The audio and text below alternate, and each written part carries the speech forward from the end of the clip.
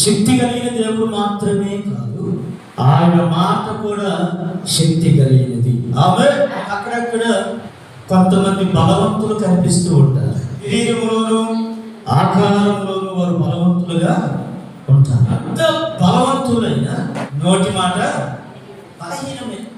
కానీ నా దేవుని మాట శక్తి కలిగినది.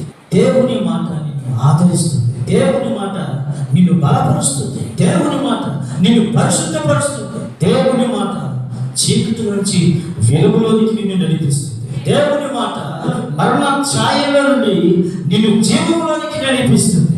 దేవుని మాట కుంగిపోయిన వారిని సైతం నిలబెట్టగలిగినది యేసయ్య మాట. ఆమేన్.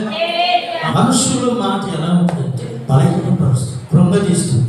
కానీ నా యేసయ్య దగ్గరకు వస్తే ఈ ప్రపంచంలో ఎన్ని శోధనలైనా రానివ్వండి, ఎన్ని సమస్యలైనా రానివ్వండి, ఎన్ని పరిస్థితులైనా వ్యతిరేకంగా మారనివ్వండి, దేవుని మాట నిన్ను నిలబెడుతుంది.